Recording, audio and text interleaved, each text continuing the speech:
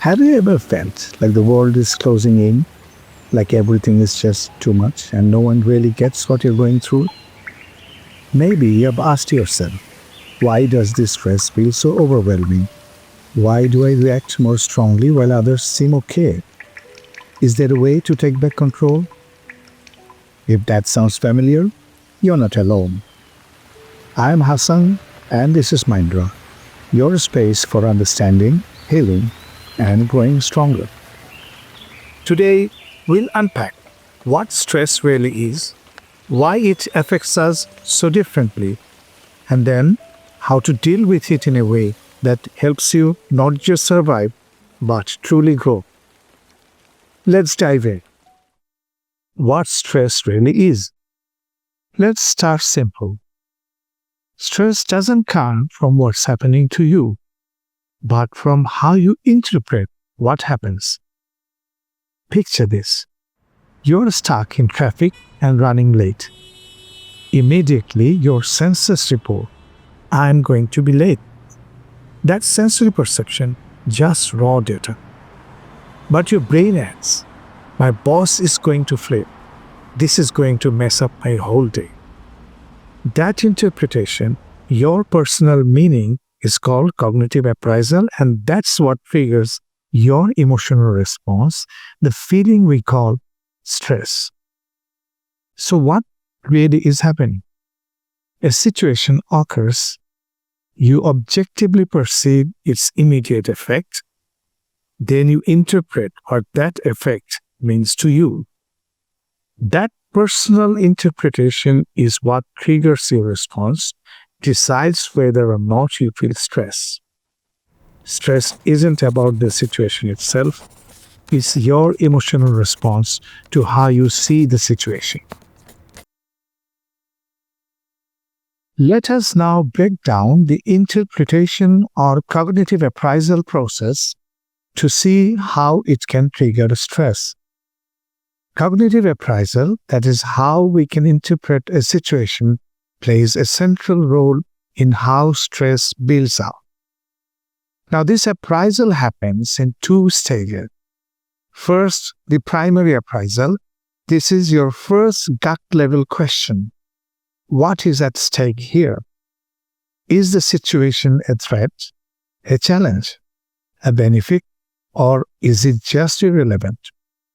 If you decide it does matter to you, your mind moves to the second stage, that is the secondary appraisal. Here you ask, what can I do about it?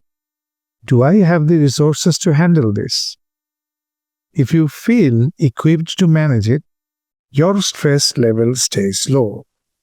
But if the situation feels bigger than your ability to cope, that's when stress starts to rise.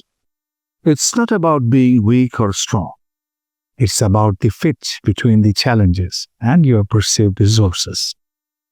By examining these two underlying forces, let's find out how stress builds up. Imagine a balance game, where your commitments or demands are on one side and your resources to meet them are on the other. Commitments are things that matter to you, which might include your relationships, financial freedom, well-being, career goals, personal values, responsibilities, etc. Resources, on the other hand, can be things like your problem-solving ability, time and energy, financial stability, support systems, skills, knowledge, confidence, etc. As long as your resources are enough to meet your commitments, you stay balanced and stress stays low. But when your resources feel too small or unavailable to uphold those commitments, your stress level goes up.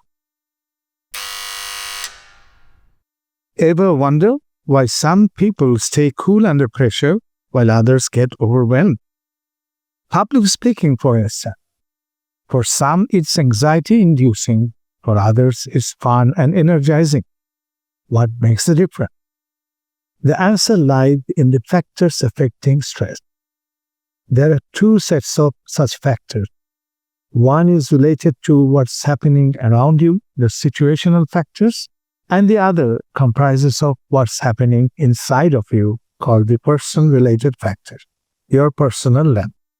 Let's break them down. External or situational factors can include novelty. Is the situation unfamiliar? Predictability. Did you see it coming? Imminence. Is the situation urgent? Duration. Is it short-term or long-term? Control. Can you influence it? Internal or person-related factors, on the other hand, can include your health and energy levels, your self-esteem, confidence, and past experience, your support system, the level of commitment that's at stake, what the situation means to you, the reason why it matters, your beliefs, and your ability to regulate emotions. Beliefs in particular are like filters we wear without realizing it, shaped by culture and personal experience. They silently shape how we see the world. Some beliefs are deep-rooted. For example, asking for help is a sign of weakness. This can stop someone from reaching out, even when they really need to. This kind of beliefs aren't chosen. They are absorbed and based on blind faith. These beliefs are rigid and accepted uncritically. They are called primitive beliefs. But there are also higher-order beliefs developed through reflection and learning, like, even experts can be wrong. I try to verify things myself before believing them. These beliefs are more flexible, more grounded, built on experience and reasoning, and they help us handle stress better. Together, all these factors shape how we experience stress. Every time you feel stressed, know that one or more of these are at play.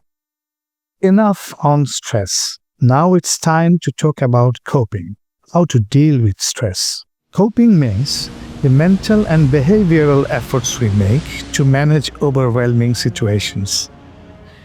Remember, stress builds up based on our subjective interpretation, and that's the good news. Because if we can interpret a situation one way, we can also reinterpret it in another way. There are two main coping strategies, problem-focused and emotion-focused, and we use them based on what the situation calls for. First, the problem-focused coping. This is when we try to solve the problem or reduce its impact. Start by identifying what's truly at stake. What commitments are being challenged? How important are they to you? Then assess the situation, especially how much control you have over it.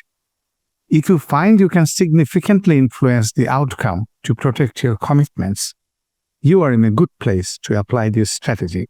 Now walk yourself through a step-by-step reflection using the ends, ways, means frame. What obstacles are preventing me from meeting my commitments or need? What exactly needs to be achieved, the ends, to overcome those obstacles? What ways or approaches could help me get there? And finally, what do the situational and personal factors suggest about what resources are most suitable and how can I best use them?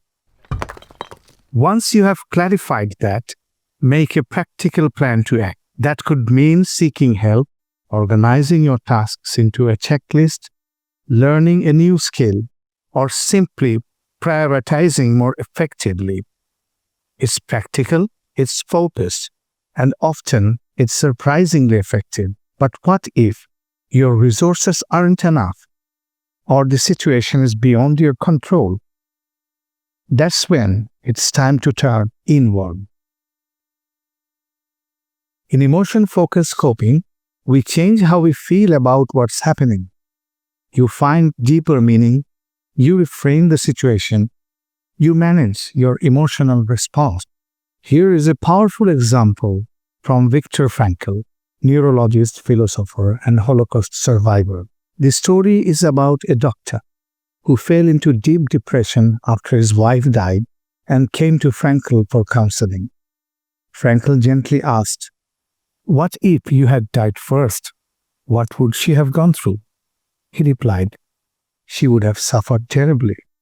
Frankl then said, "Then by surviving, you have spared her that suffering, and now you bear that burden in her place as a sacrifice. Isn't it better?" In that moment, his pain didn't disappear, but it gained meaning and purpose and got him rid of his despair. Because despair is suffering without meaning and purpose. But once he found a purpose, he could carry the pain differently. That's the essence of emotion-focused coping. Emotion-focused coping isn't about ignoring the situation. It's about shifting the way we relate to it.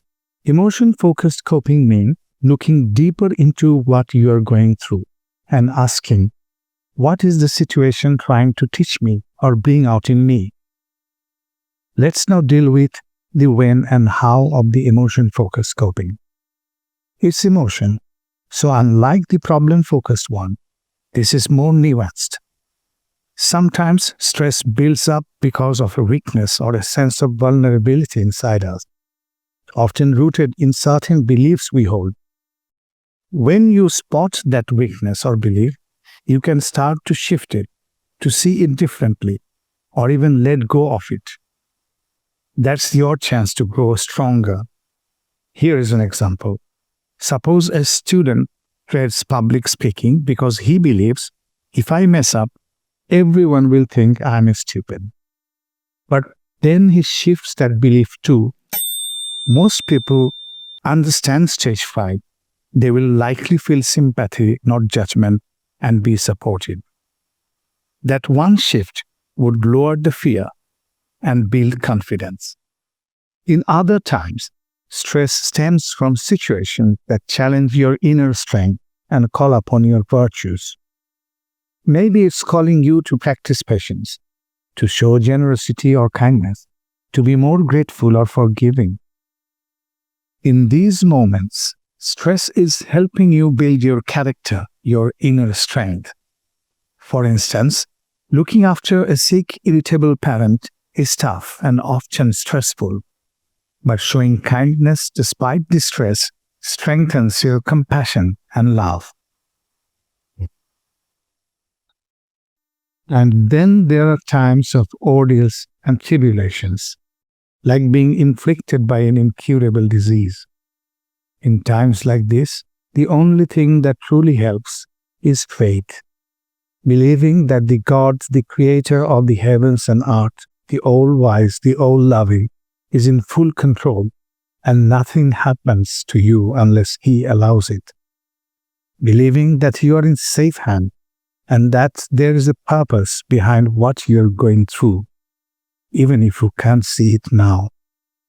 This kind of unflinching faith can ease your heart and give you the strength to move on. And if you believe that going through hardship with patience and trust brings immense reward in the hereafter, that belief can even bring you tranquility and even joy. But one word of caution: coping is not about denial of reality. Ignoring reality or deceiving yourself isn't coping. It's avoidance. Coping means facing reality and choosing a wiser response. In all of these, there is a silver lining. Stress helps us grow. As Dr. Carolyn Leaf once said, people tend to believe that grief shrinks over time. What really happens is that we grow around our grief. The same is true for stress. When we cope well, we gain intellectual growth, emotional resilience. Think about it. You are in a demanding academic or work environment. The pressure builds. You adapt, managing your time better, asking for help, staying focused. And in doing so, you grow stronger. That's the hidden gift in stress. It's a challenge, yes, but also a doorway to development. Let me summarize the coping process. First, Identify what's truly at stake. Ask, why do I feel this way? Until you uncover your core commitments. Next, evaluate both the situational and personal factors and identify the critical ones. And finally, choose your strategy, or a blend of both problem-focused coping that changes the situation and emotion-focused coping that changes how you feel about it. And remember, you can and often should switch between the two. Stress isn't easy, but with the right mindset and tools, you can derive strength from it. Always remember, coping is flexible, coping is personal, coping evolves with you. And when nothing seems to work, just whisper to yourself the words a sage once said, "This too shall pass."